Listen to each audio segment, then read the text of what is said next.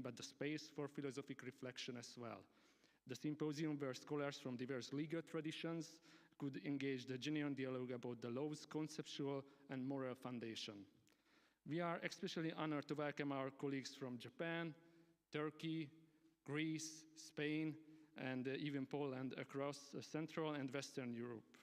Your presence makes this conference truly international one, in my opinion, living example how legal thoughts transcend language and systems. These next 3 days we will demonstrate the richness of jurisprudence, legal philosophy inquiries. Tomorrow we will hear Professor András J. Varga from a Pázmány Péter Catholic University lecture From Social Conflicts to Legal Dispute, the Binding Force of Law. In my opinion, to me, this title already suggests deeply engaging reflection of how the law channels conflicts, tension, and moral dilemmas of society and structure the framework of justice. It evokes the ancient and ever-related question of how authority is born from disagreement, how out of chaos of social life a normative order emerges that both binds and pacifies.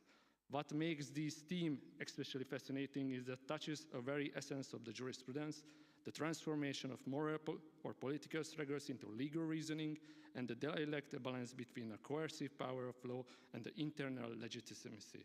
I believe this one of the most intellectual, exciting questions our discipline can pose, and inspiring a way to open our conference. We will also hear from Professor Gábor Hamza from Eötvös Loránd University about the reason of the state.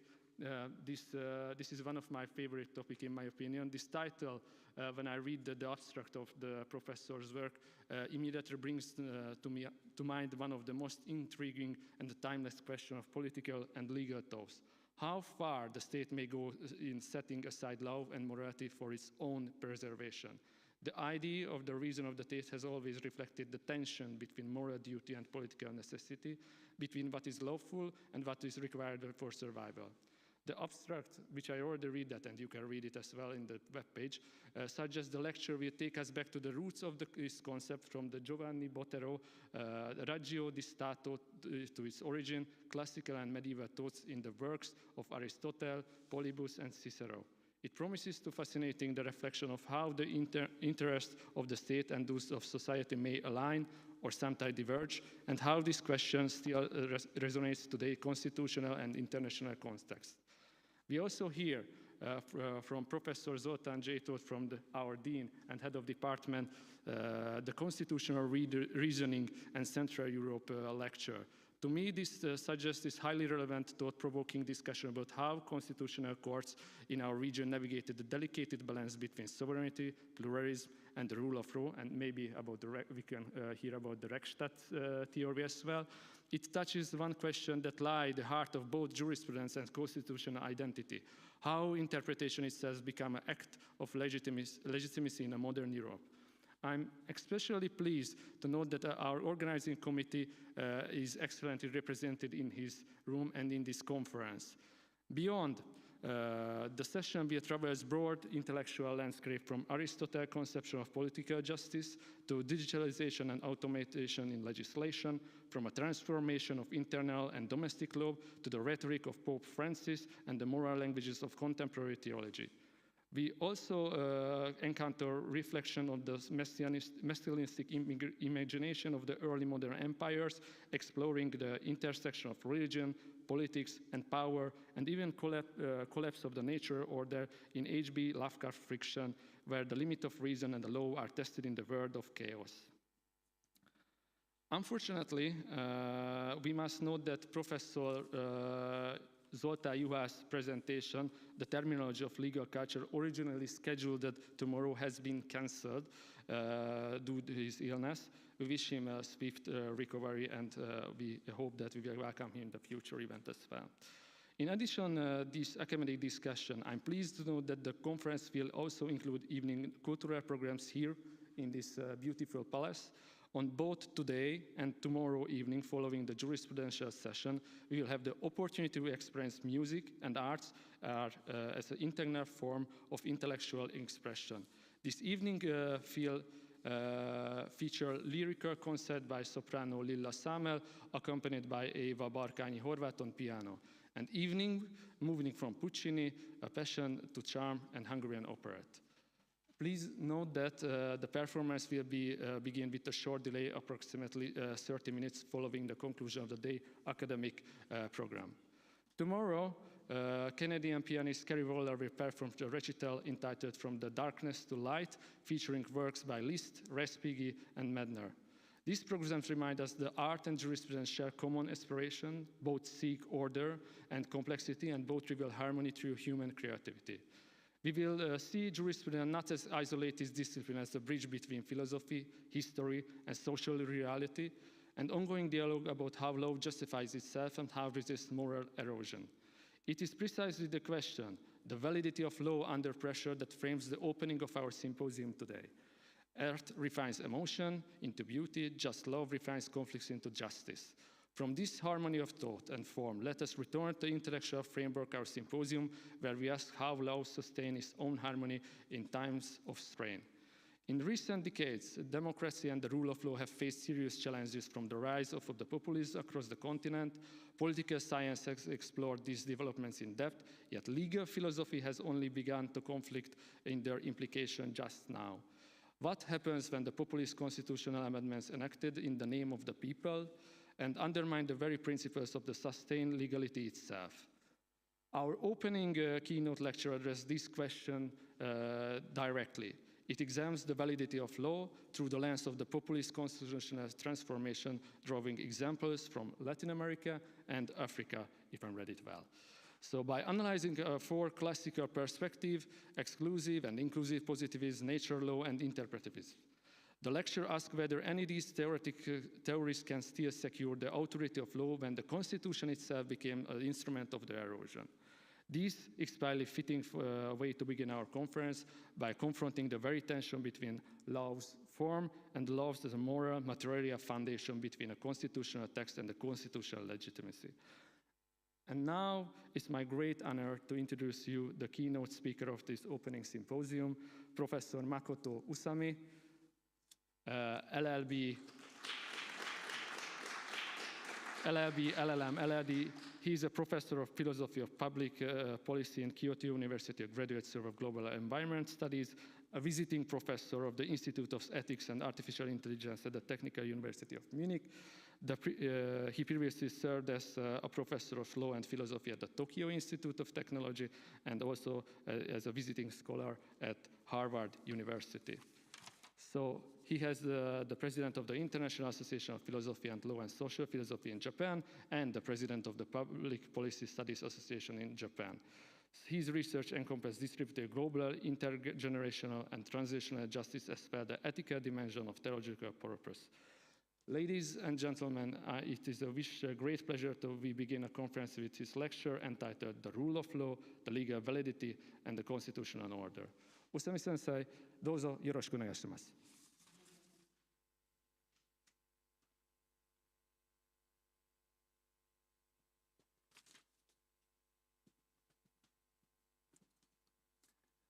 Thank you very much for your kind introduction, Adam. First of all, I want to express my deepest gratitude to Professor Dotan-Toth for his kind invitation, and to Professor Adam Barasi for his thoughtful and careful arrangement for my participation in this conference. Okay, so today I want to briefly share with you my ideas about the validity of law, which is the very classical and long-standing issue in the field of jurisprudence. And I want to do so while carefully looking at the actual cases. Actually, the combination of the theoretical thinking and analytical thinking, and the carefully looking at the actual problems and cases. This is my long-lasting approach. So today's lecture's title is The Rule of Law, Legal Validity, and Constitutional Law. So let me begin. Okay, so let me begin with the current situation, which is very alarming. So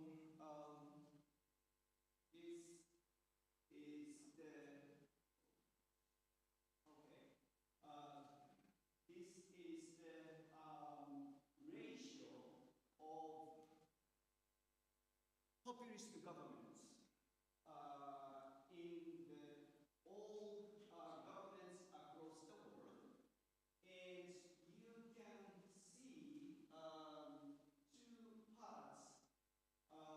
The bright color is left-wing populism. Thank you. And right color indicates right-wing populism. And you can see the rapid increase in the ratio of populist governments in all governments across the world. And I call the recent situation populist cascades, post-populist cascades. And then what is populism? Well, I suppose some of you might be familiar with the definitional issues surrounding the populism. And then you might have heard of the ideational definition of populism, according to which populism essentially refers to the thing-centered ideology contrasting pure people with corrupt elites.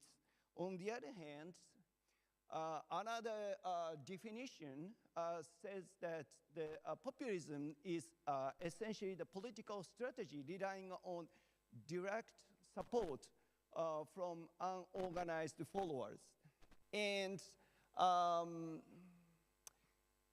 cutting off the details, I have argued both of these definitions are insufficient and in one of my recent publications. And I tried to propose a new definition according to which populism is essentially the strategy, political strategy by which politicians or political parties assert themselves to be identical with or representative of pure people as opposed to the corrupt elites in the democratic process.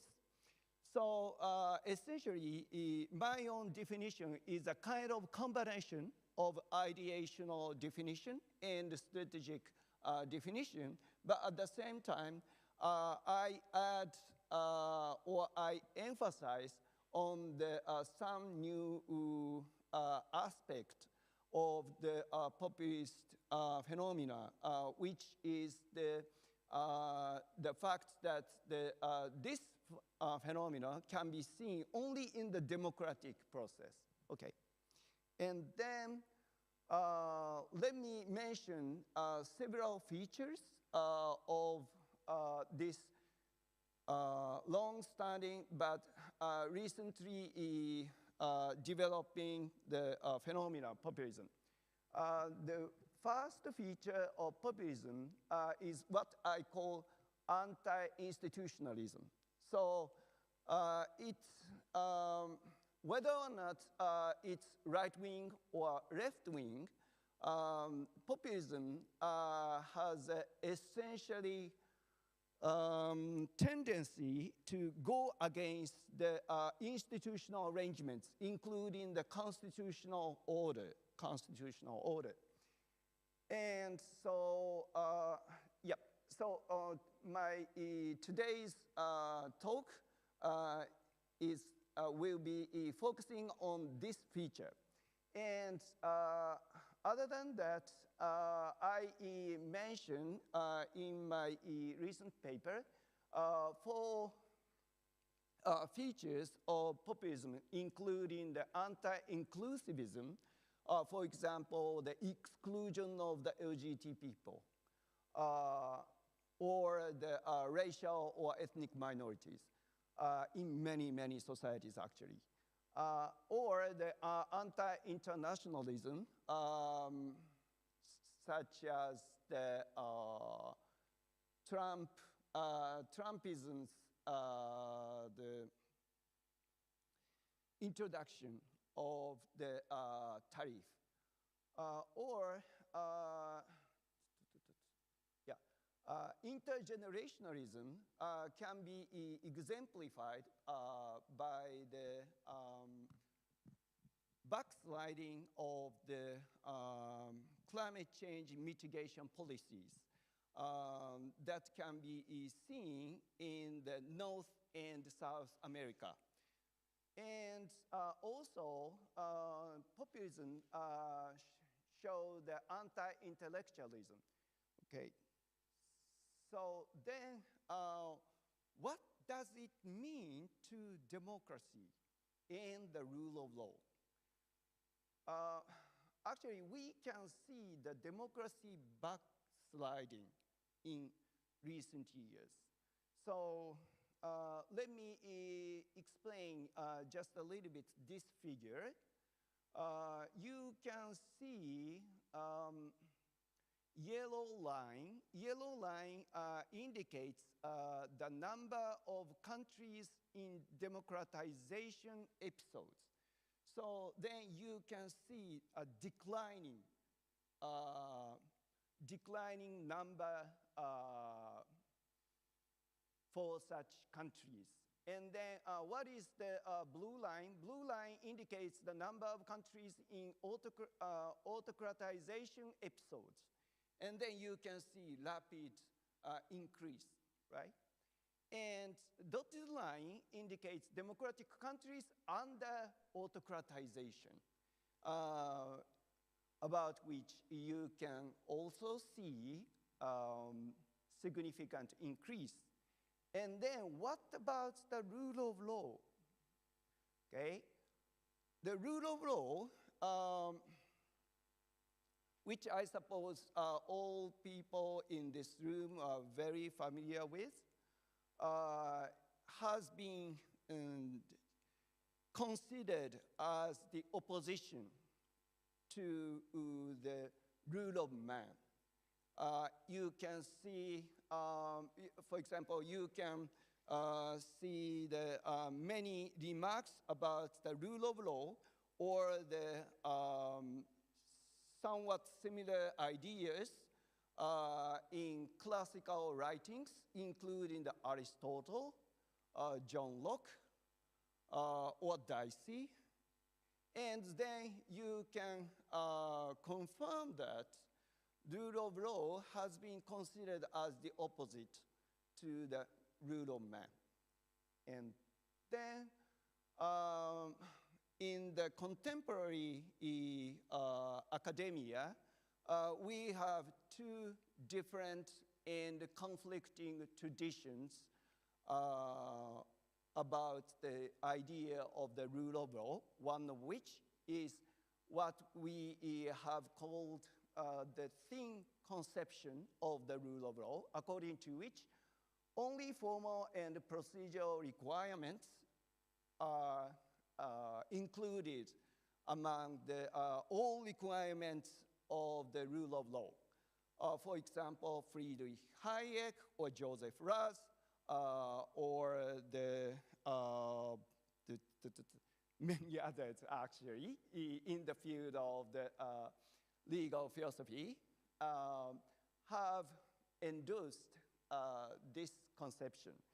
On the other hand, according to the thick conception of the rule of law, this idea implies not only formal and procedural requirements, but also substantive requirements And such substantive requirements include, but not limited to, the democracy enhancement or the respect for and protection of the individual rights, such as human rights. Okay. And then, what is the implication of populism to the rule of law idea? So populist leaders consider themselves as the leaders going beyond the law. So in this sense, populism challenges the both conceptions, thick conception and thin conception. Also, if you adopt the thick conception as opposed to thin conception, and then because you can see the anti-democratic trait in the populist movement and populist discourse and public policy, you can safely say that populism challenges the thick conception in a double way. Okay. And then let me share with you recent data according to which the rule of law index has indicated the fall in 78% of all countries surveyed from the year of 2016 to the year of 2023. So empirically, we can observe a fall of the rule of law, and such fall has been closely connected with the rise in populism. And let me add one small point. Rule of law index presupposes the thick conception. But if you take the thin conception as opposed to the thick conception, I believe you can see fall of the rule of law across the world. Okay. And then let me briefly describe the current situation of the scholarship on the normative implications of the populism. Populism has been studied, much studied, in several decades, actually. And early works includes these books, and more recently, we can see many, many books, actually, and the countless papers published in the English-speaking world, French-speaking world, and actually in Japan, in a small country in East Asia, we have many, many books and papers about the populism, actually. And what about the populist implications or impact on the idea of democracy? And you can see many, many books and papers as well. Then what about the rule of law or law in general? And then you can see a few anthologies about this important issue.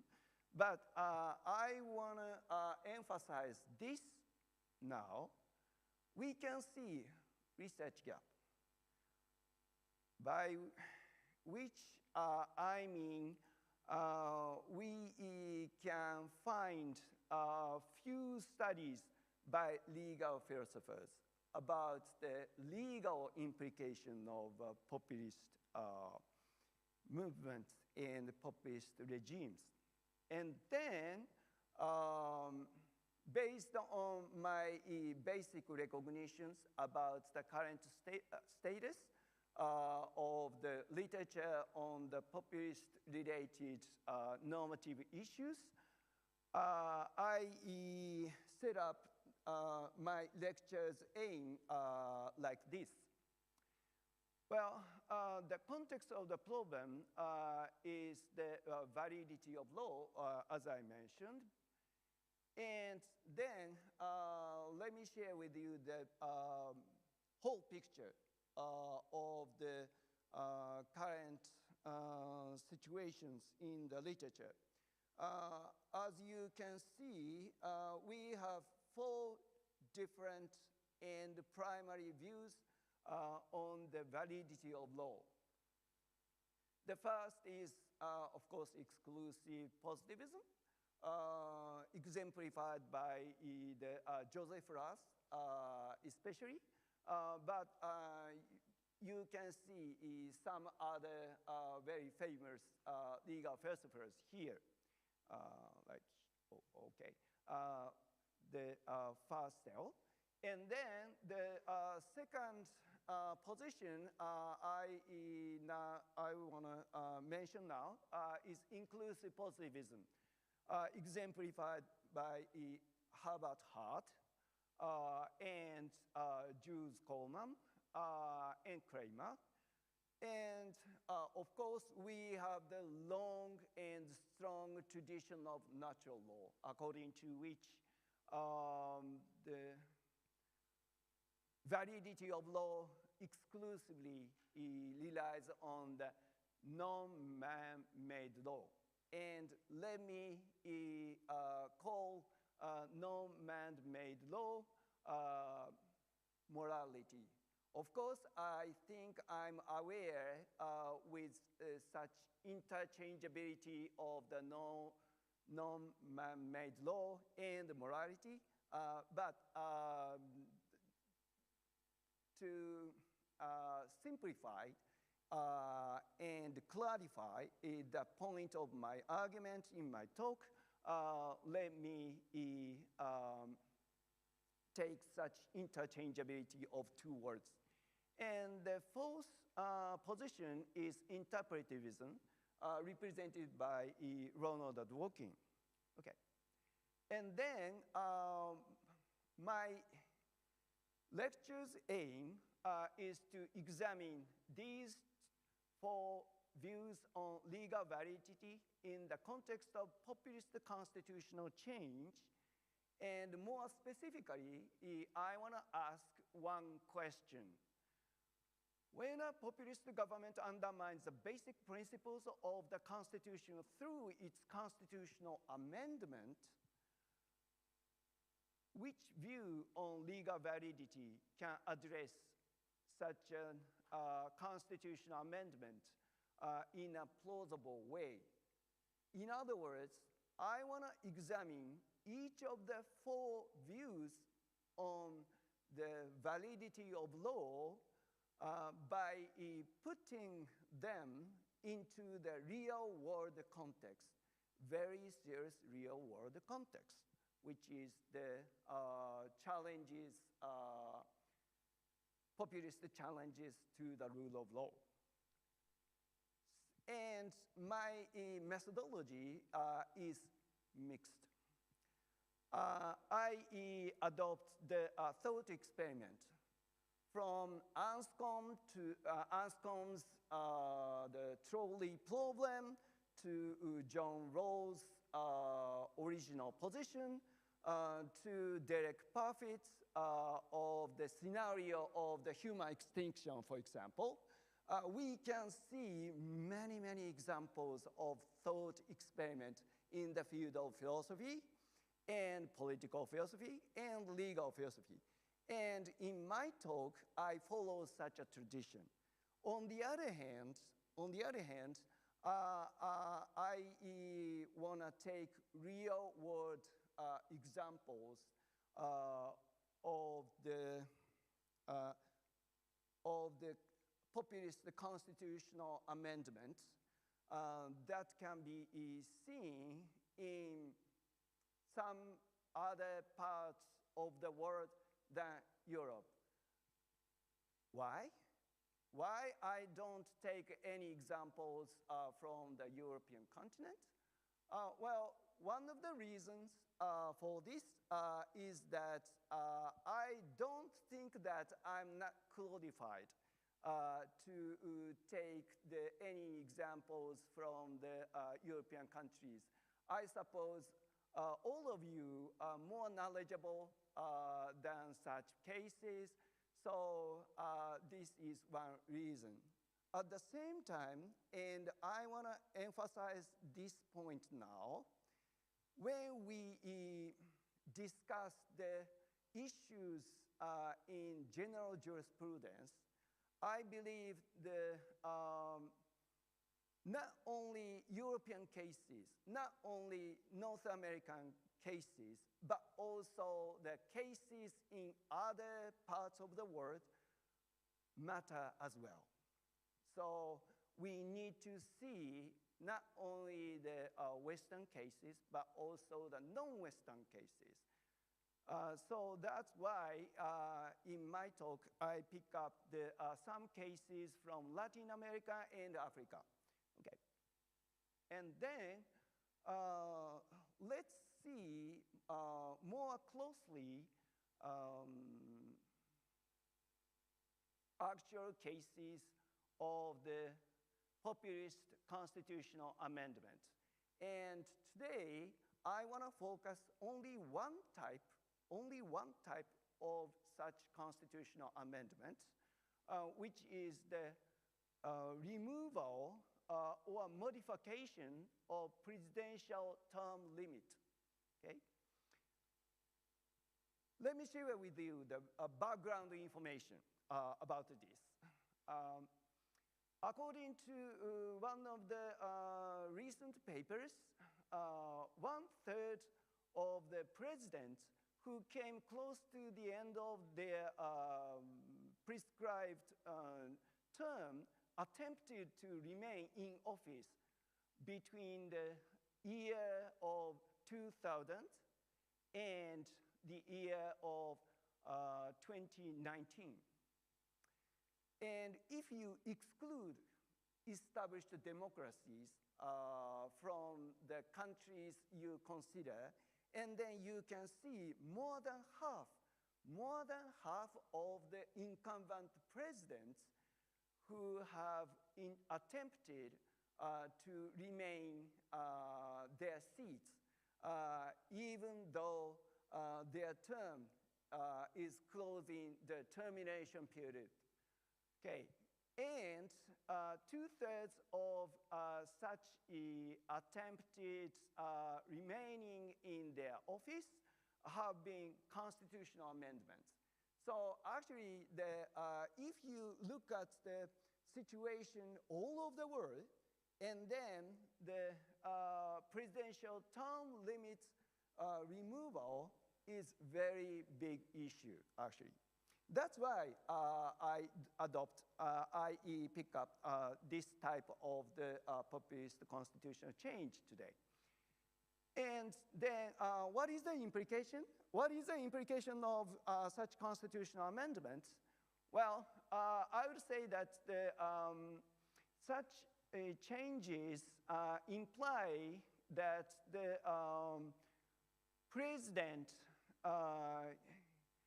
can hold his or her position unlimitedly, and such president is someone like the ruler who goes above the law, beyond the law, and if we can say so, and then we can consider such a constitutional change as one deviation from the rule of law.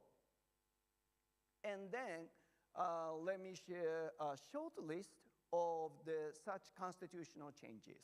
Okay? And all cases are taken from the Latin American countries as well as Africa. here is my list. And then you can see 2 countries from Latin America, right?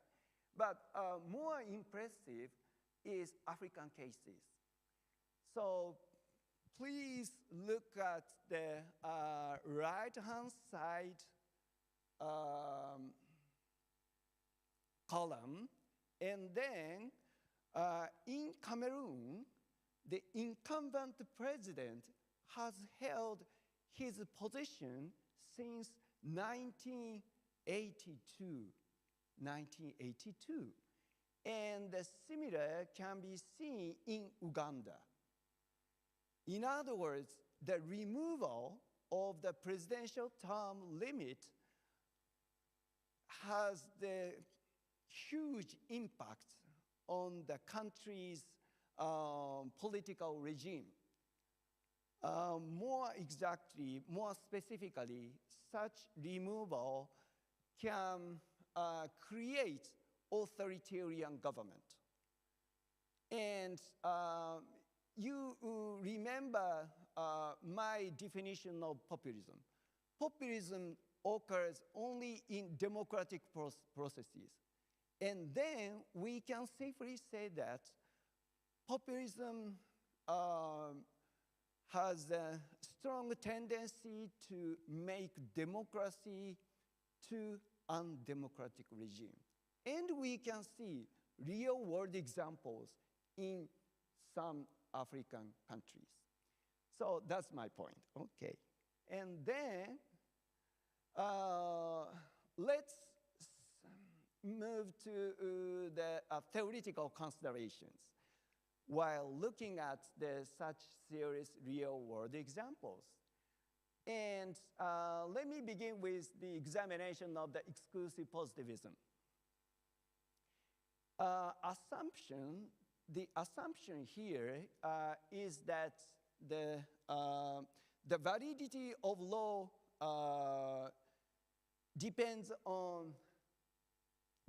relies on the separability thesis, according to which the morality and legality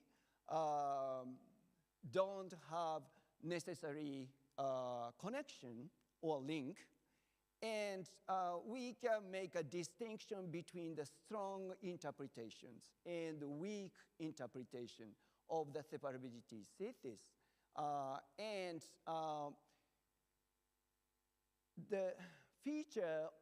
One feature of exclusive positivism is the claim that we should take the strong interpretation of separability thesis as opposed to the weak interpretation. And then what is the possible and predictable argument made by the exclusive positivists about the populist constitutional amendment? Well, I speculate that they argue like this. If the social fact of constitutional change in accordance with the legal procedure exists, and then any amendment is valid. Of course, they can add that the legal validity is one thing, and the moral judgment is another thing. And actually, this is a very important point, particularly in the Hartian argument. He famously emphasized the clear distinction between the legality or legal sphere and morality or the moral sphere. And when he does so, he emphasized that such a positivist picture of law and morality enables us to say that even if the existing law is valid, we don't have to refrain from criticizing it, because morality is one thing and law is another thing. So in other words, the Hartian position is very liberal, not authoritarian at all. So, and his own soft positivist position doesn't exclude the possibility that the exclusive positivist take his point of argument. So that's why I want to emphasize this note here. And then let me show you my own thought experiment. Okay. So my own imaginable case, not imaginable, imaginary case is like this. Let me read the text. Since its independence from the former colonial power, the constitution of autocratia, imaginary country, okay, autocratia has had no limits of the president's term. Under this constitution, the current president has served over 3 decades. And you can see the real-world examples in line with such imagination. Okay. In contrast, Democratia's constitution had long included a presidential term limit provision, allowing any president to serve in 2 terms at maximum. However, the populist ruling party recently proposed the removal of that limit, supported in a national referendum. Then what would exclusive positivists say? Well, in the exclusive positivist view, the 2 constitutions are both legally valid, enabling the incumbent president in Democratia to serve as far as he is elected. And then my question is here. Is there no significant difference from the perspective of law as distinguished from the moral perspective?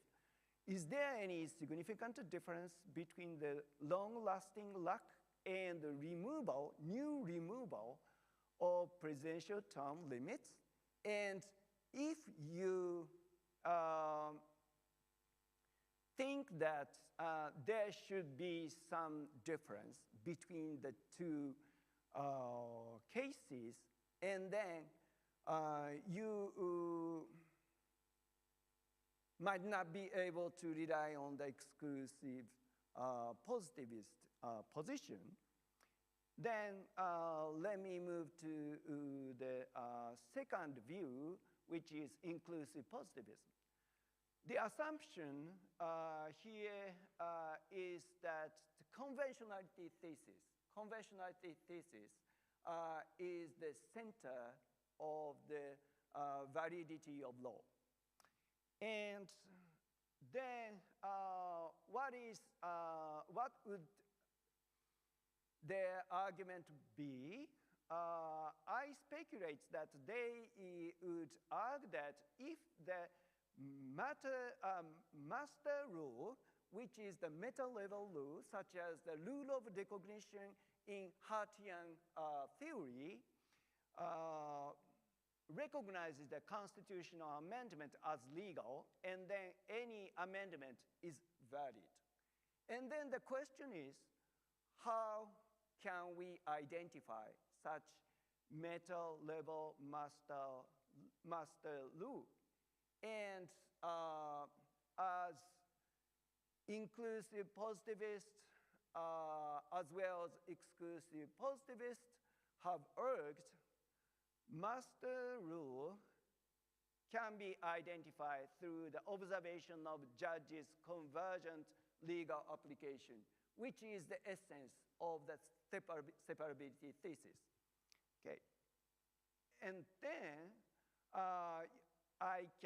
we can add the same note as the exclusivist description. Okay. And then my thought experiment for inclusive positivist is like this. Let me read the whole text again.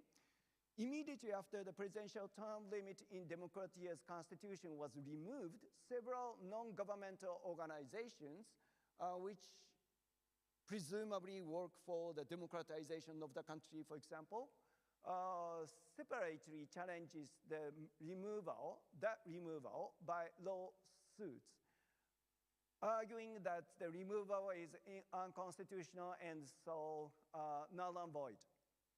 However, no judges from lower to Supreme Courts didn't apply the NGO's claims, and they presumably concerned about the possible political backlash from the executive branch.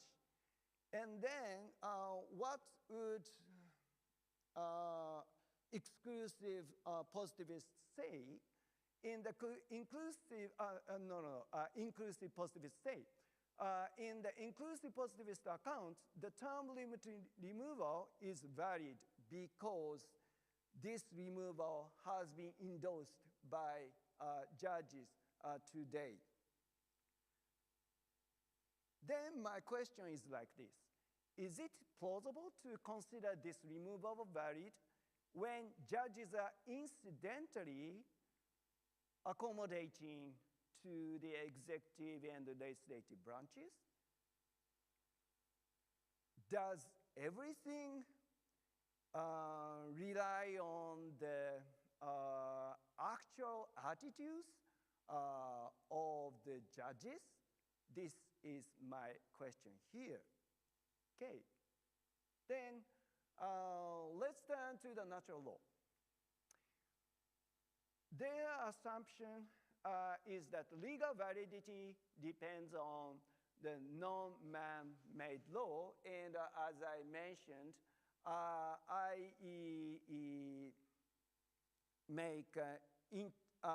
assume the possibility of the interchangeability between the non-man-made law and morality. Although I'm aware this is a little bit controversial, but anyway. And then what would their argument be? They would argue that if a constitutional amendment violates morality, and then it's invalid. So their claim is essentially very simple, and to some people it's very, very forceful and convincing. But I dare to raise one question for the natural lawyers. Okay, so my third thought experiment is like this. Leaders of a populist incumbent party in Democratia have recently discussed how to change the constitutional clause that currently prohibits presidents from serving in more than 2 terms, okay? And then the leaders considered options are 2. The first option is to remove the term limit entirely, okay? Remove it entirely. And the second option is to loosen the current limits so that president can serve in 4 terms, not 2 terms, but they are not allowed to serve in the 5th term continuously. And then natural lawyers would obviously find first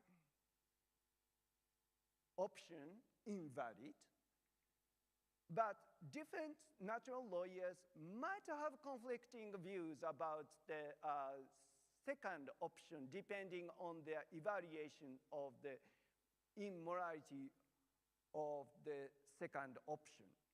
And I believe we have many, many theoretical and ethical issues here. And I sincerely welcome any comments and the criticism after my lecture. But anyway, let me share with you my own question for the natural law. Well, I suppose that one can safely say that the option one, entire removal of the presidential term limit, would violate morality more seriously than the option two, okay? And the assumption here is that the moral assessment of the constitutional clauses to be a matter of degree. So this is the matter of degree from the 0 to countless. In contrast, the validity assessment of any legal clauses, including the constitutional clauses, is admittedly a binary judgment. So we say this legal rule is valid. That legal rule is invalid. And we cannot have any space between the valid legal rules and invalid legal rules. So then my question is, how can natural lawyers reconcile the two different ways of evaluation? In other words, I am trying to raise the theoretical and consistency-based argument rather than ethical argument here. Okay, and then up to now, we have seen, I hope, we have seen some problems with the possible prescriptions written by each of the three primary views on the validity of law. And then let's move to the last one, interpretivism, famously proposed by Ronald Dworkin. And the assumption made by Ronald Dworkin can be said to be that legal system is an institutionalized morality. So law is essentially one branch of morality in a broad sense. But at the same time, law is characterized by its institutions. So in a nutshell, we can say that legal system is an institutionalized morality. And then, what does it imply on the validity of law issue? Well, we can say that the legal provision's validity depends on its consistency with the past legal decisions. So, for example, Ronald Dworkin used the term of the institutional support. When one judge makes a legal decision, such judge needs to explore the world of legal materials, including the statutes and legal interpretations made by many other judges. At the same time, principle rather than the rule narrowly interpreted has a feature that it has moral trait. In other words, the validity of one particular law should be evaluated partly based on its morality. Okay, and then what would the interpretivist say about the validity of law in the context of the populist constitutional change? I speculate that the interpretivist argument goes like this.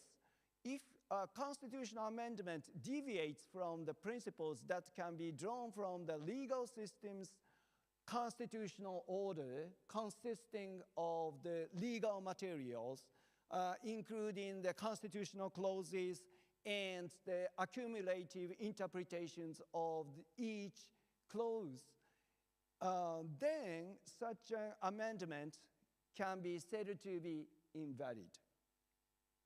Okay, then how would interpretivist approach be able to avoid some problems I identified with its three levels, including exclusive positivism, inclusive positivism, and natural law. Now, let's see case one again. Interpretivists can find the removal of the presidential term limit in democratia invalid if it can be said to violate, the presidential term limit removal can be said to violate constitutional principles stemming from other constitutional clauses and the relevant judicial decisions. By doing so, interpretivists can avoid the problem with the exclusive positivism, in my view. Okay. And then what about the case two implications, interpretivist implications on the case two? Well, it's possible for interpretivists to consider democratia's term limit removal invalid, even when judges to date have confirmed its validity. Why? Because interpretivism admits the possibility of judges' mistakes occurring in the real world setting. And actually, Ronald Dworkin mentioned this point in his Taking Rights seriously. Okay. And then what about case three? Interpretivists can admit the binary validity assessment because validity has two different aspects. The first is, as I said, the first is the consistency with the legal materials, consisting of the constitutional clauses, legal clauses, and interpretations about these clauses. And the second part is the morality. And as we already saw, morality judgment is essentially a matter of degree. So we can say this specific legal event is immoral to a smaller degree than that legal event or something like that. On the other hand, the issue is that validity judgment has the binary character. And then the question is how we can explain such binary character of the validity judgment. And in my view, interpretivist position can provide one explanation because in the interpretivist theory, validity judgment has consistency aspect, which sets up the threshold of valid. So if one legal event goes beyond the threshold, and then we can say such event is legal, it's legally valid. But if that event goes below the threshold, and then we should say that that event, legal decision by the judges or the legislative enactment or anything else, should be invalid. So in these ways, I think that the interpretivism can avoid the different problems with its three rivals. Okay. And of course, I'm very aware that my claim is very, very controversial, and any criticisms will be more than welcome. Okay.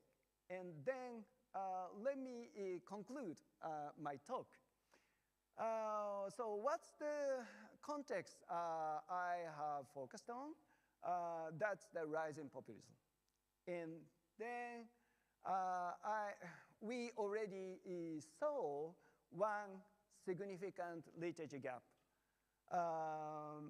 By literature gap, I mean the fact that the legal philosophers have paid little attention to the impact of populism on the rule of law as opposed to democracy ideals. And then, given such a current status of the scholarship on the populism-related studies, I set up my own lecture aims like this. My aim was to examine 4 primary views on the validity of law in the context of the populist constitutional change. And my methodology is a mixture of the theoretical part and the empirical part. I conducted the thought experiments. At the same time, the context has been drawn from the real-world examples of the presidential term limit removal, and I drew my cases from Latin America and Africa. And then, what are the major results? Let me begin my summary with the exclusive positivism. I argued that exclusive positivism cannot recognize the difference between the long-lasting lack of the presidential term limits and the new removal of such limits.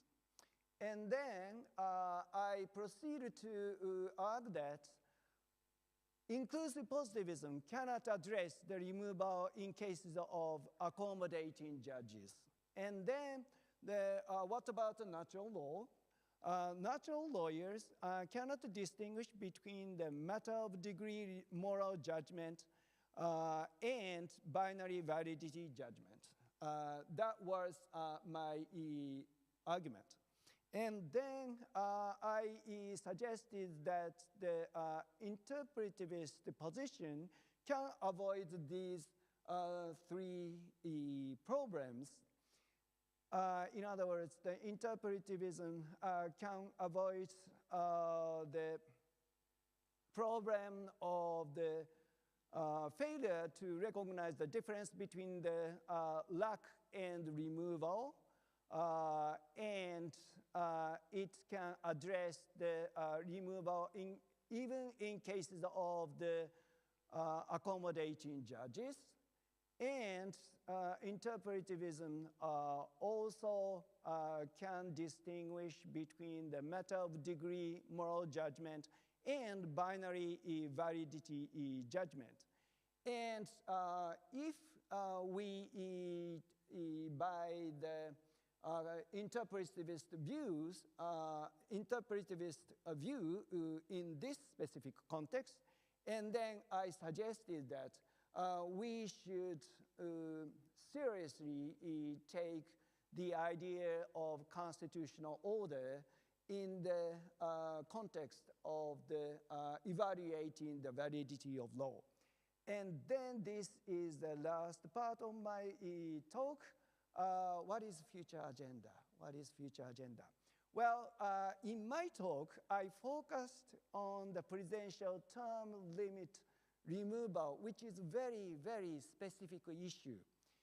At the same time, I used the limited number of cases from Latin America and Africa.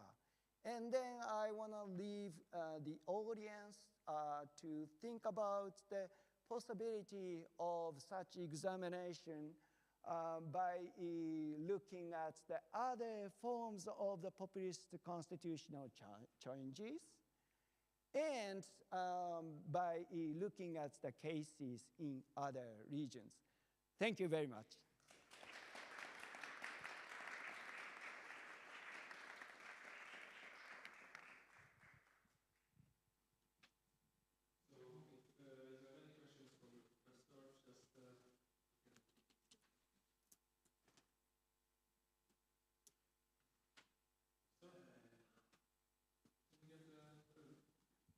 I would rather, thank you very much for this insightful lecture.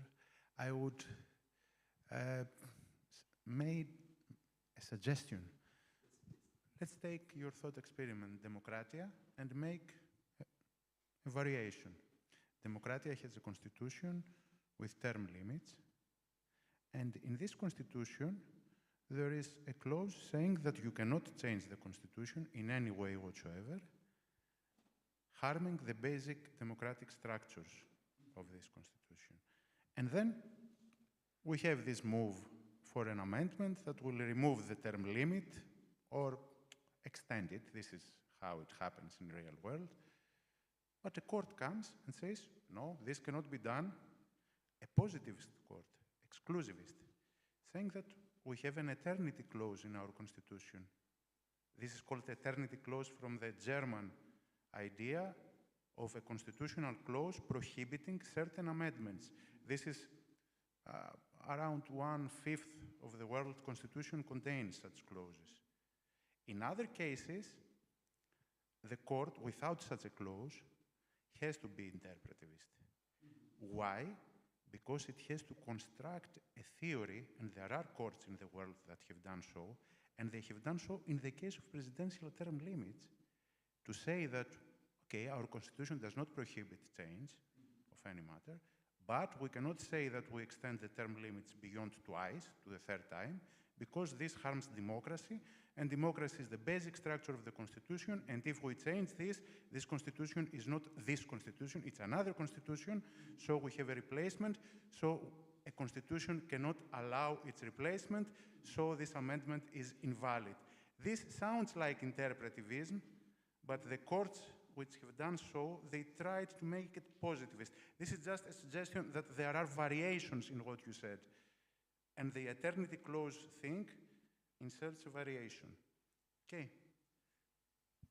Thank you very much. That's a great point. And actually, when I mentioned the idea of the constitutional order, what I meant is exactly the same as what you mentioned in your comment. And so, given your insightful comment, let me add one point. We might be able to suggest the combination of the positivist strand and interpretivist strand within a single argument. And so basically the legal theorist tries to keep the positivist basic line of argument. But at the same time,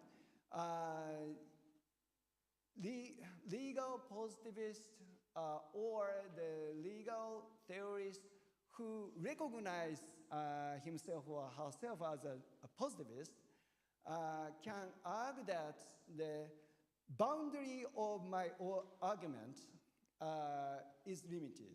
And beyond that, I'm not sticky with the positivist claims. And such boundary should be set up the Constitution itself. In this specific sense, the argument has still positivist spirit, but at the same time, it goes beyond the exclusive positivist position in this way. So yeah, so let me add that point. So thank you very much for your insightful comment. Thank you.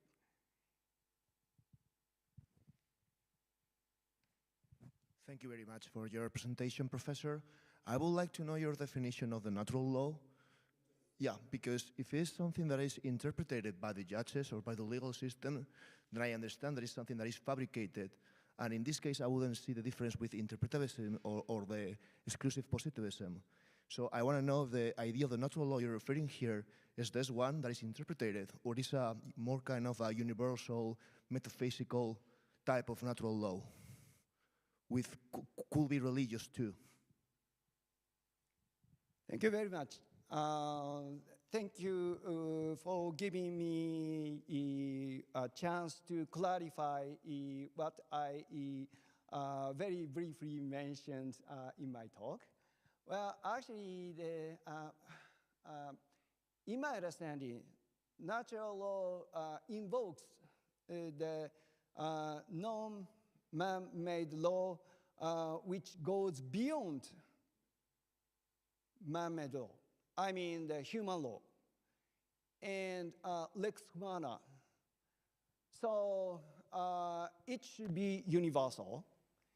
And actually, if we look at the text written by the natural lawyers, these theorists have assumed, or they presumed, or they argued that such norms do exist beyond the specific legal systems.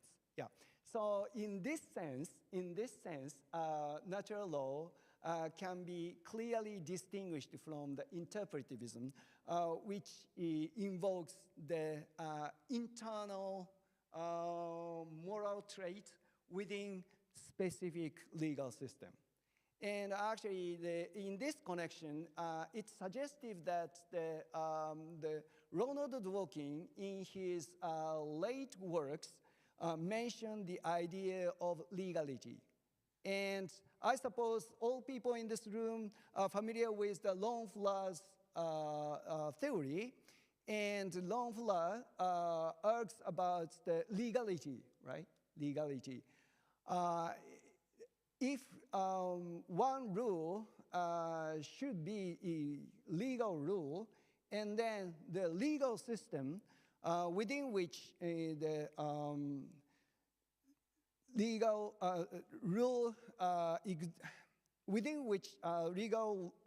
rule exists, should meet 8 principles. That's the Fuller's argument. And he uses the term of legality. So if we recognize the similarity of terminology between the late Ronald Dworkin and Longfellow, and then we can see the similarity between these two theories. So let me add this one point. So thank you very much.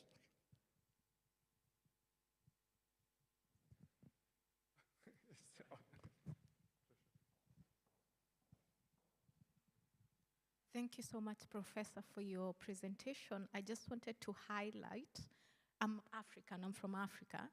Then when you look at it that way, will there not be a deadlock between the people's referendum, the judges, and the presidential limit itself?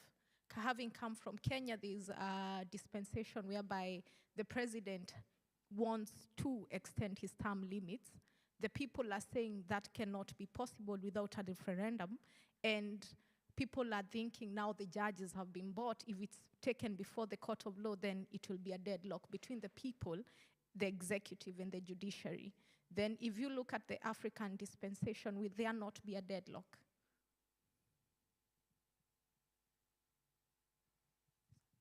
Thank you. Thank you very much. Well, in my talk, I tried to simplify the basic structure of my argument. So I made no clear distinction between the different stages of constitutional change. Of course, as you suggested, the real constitutional changes proceed one by one. So proposal by the ruling party, but ruling party sometimes led by the president, incumbent president. And then if the ruling party successfully adopts the new constitutional clause, and then in many cases, in many legal systems, national referendum occurs. But in other legal systems, such referendum don't occur. But anyway, so we can see different stages of the constitutional change events. And then in some cases, at the stage of referendum, the removal of the presidential term limit might be failed. They might not be supported by the simple majority of the citizens. So I think I am aware that such complexity in the real world, but simply because my argument is essentially the theoretical, and I look at the real world examples as the materials of the third experiment. That's why I omitted such complexity. And thank you very much for your useful comments. Thank you.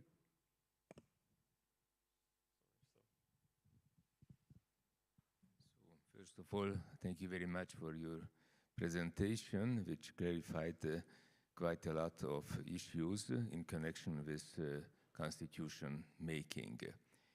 And you mentioned also in the first part of your presentation a number of countries, particularly as far as South America is concerned, Ecuador and Venezuela. What do you think? What would be the possibility, the way to find an appropriate solution to these highly sensitive issues? So modeling, making a new constitution, or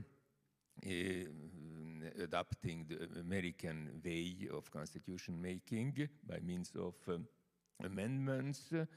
So we have several possibilities. So what, in the context of your very large-scale presentation, what would you prefer? Thank you very much. I greatly appreciate your very, very difficult question, actually. So let's think about the situation in Venezuela, right?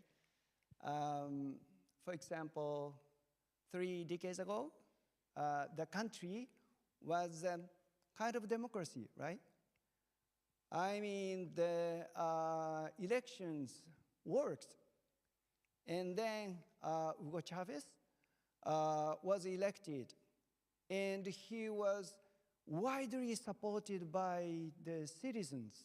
And he's one of the most well-known populist presidents all over the world, at least among the populist study researchers.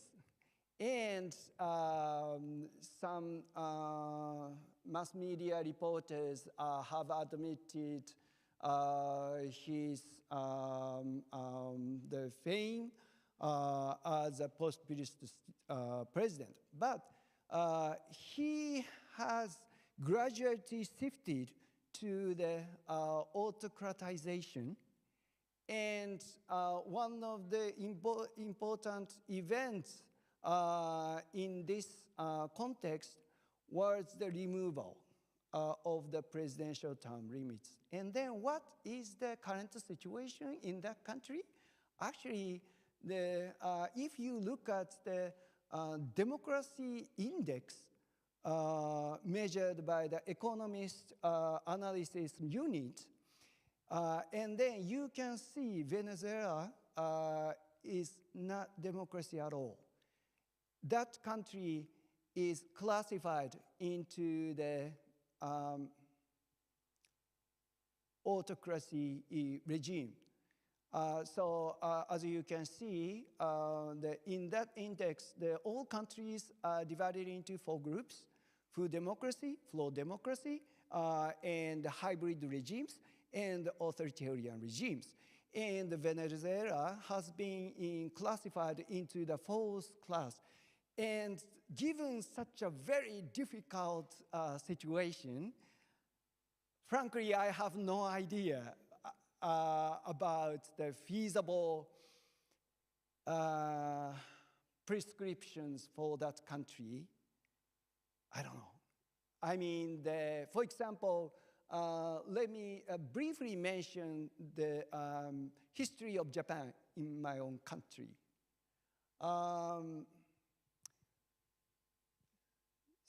7 decades ago or 8 decades, nearly 100 decades ago, Japanese country experienced a somewhat democratic political regime. But military junta occupied the country. And then that regime, military regime, invaded the neighboring countries.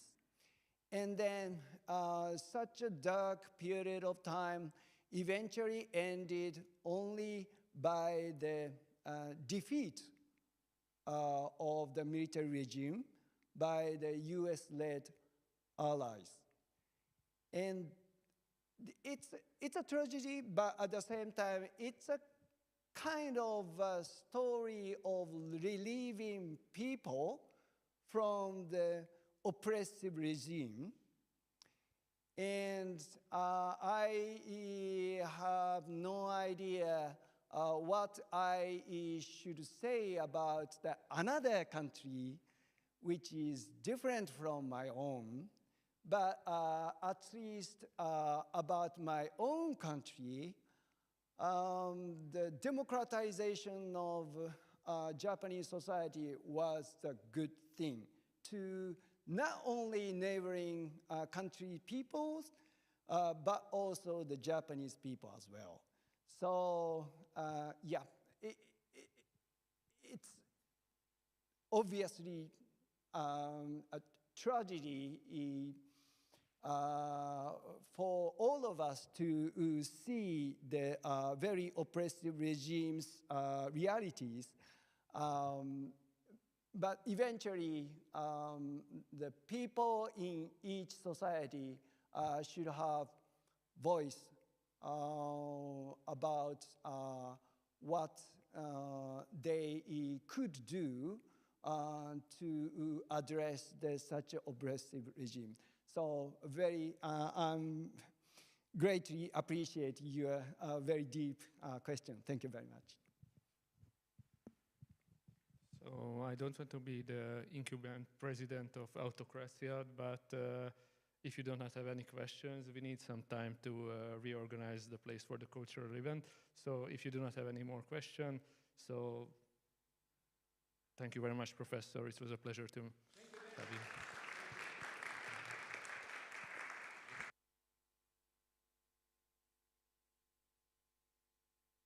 So at least we need 30 or 20 minutes to be the cultural program will started after that. Thank you very much.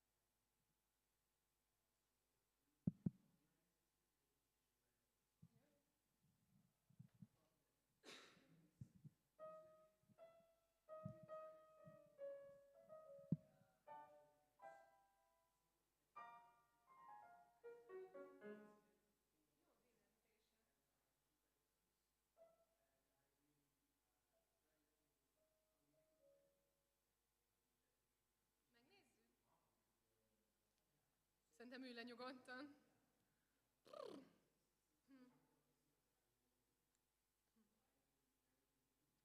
Akkor elindul.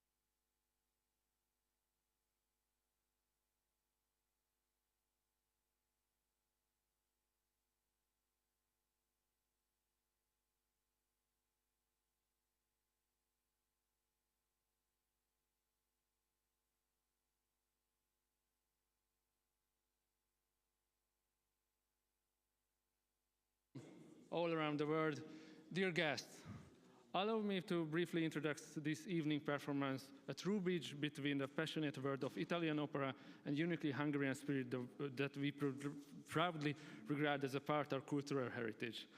Tonight, Lilla Sámel will guide us through some of the most beloved jewels of the European repertoire, the passionate Puccini of the elegance of Mozart, the tenderness of Tosti, and the lyricism of Dvorak. Before leading us into the golden age of Hungarian operette, where the music of Jenő Huszka and Franz Lehár captures the charm, warmth, and vitality of the Hungarian soul. This program is not only a journey through music, but also a glimpse into the cultural essence that has become its own right in Hungaricum, the symbol of our national artistry and emotional depth. Please welcome Lilla Sámel and Martin Porkolab, whose performance this evening opens tomorrow discussion on jurisprudence as well and closes our day as well. So, please.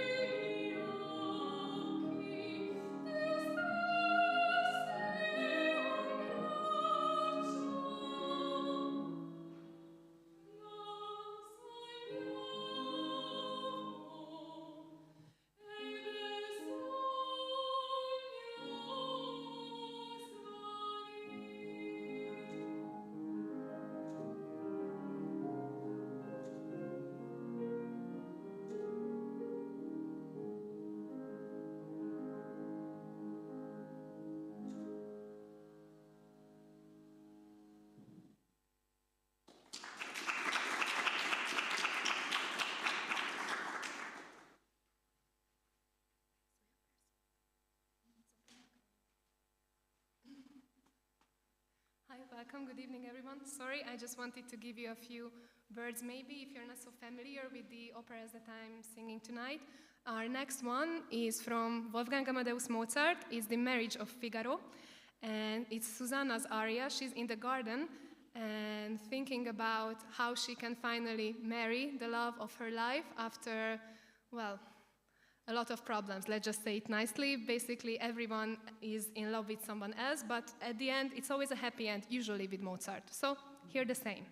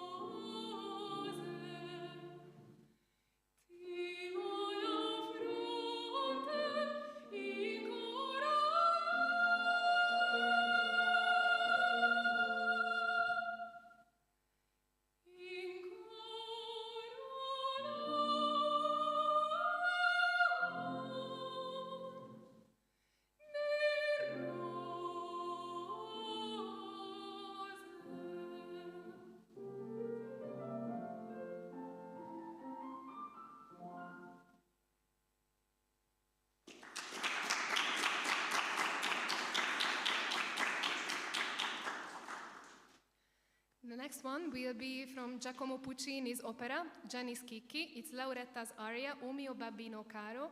And in this opera, Lauretta is basically begging his father to let her marry a man he only met twice. And she doesn't understand what the problem is.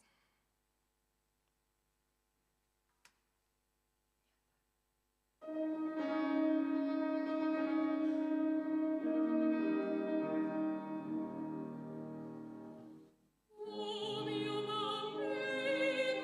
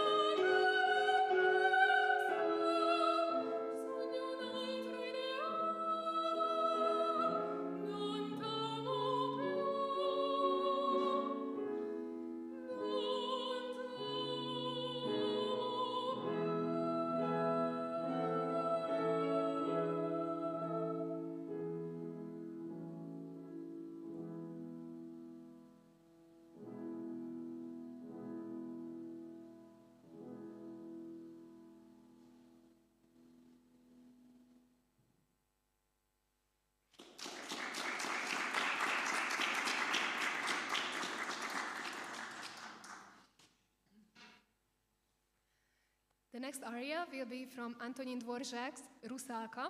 If you're familiar with the story of The Little Mermaid, this is basically the same, just in opera, and of course with the tragic ending, but this aria is still very hopeful. It's the young Rusalka, the mermaid, is dreaming about the human man that she has seen, and she's praying and talking to the moon to shine her way to her beloved man.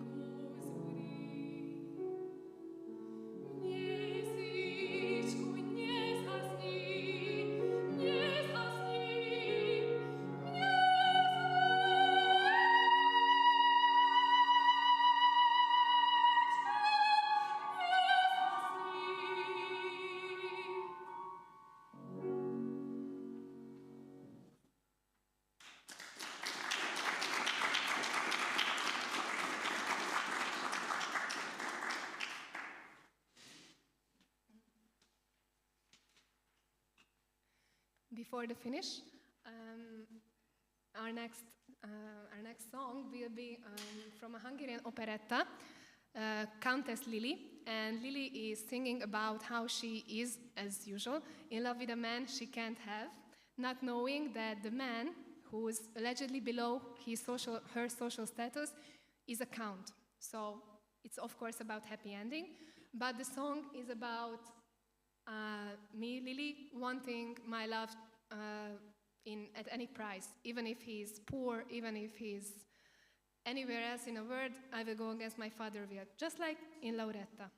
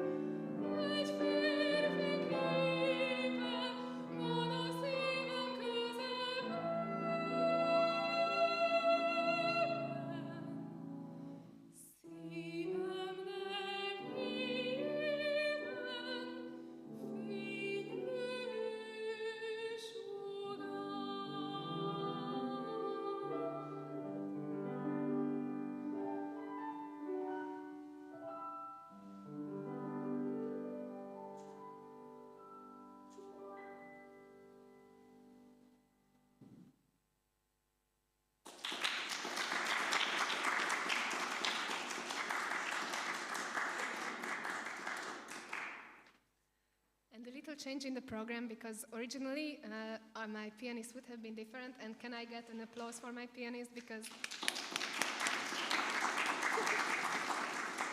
he's not also an amazing musician, a composer, and a piano player, but first and foremost, he's also a singer. But he's just a very good friend, and I'm very lucky to have him and to help me out. So the last song will not be Franz Lehár, it will be a duet from Wolfgang Amadeus Mozart's Don Giovanni, between Don Giovanni and Zerlina. Thank you.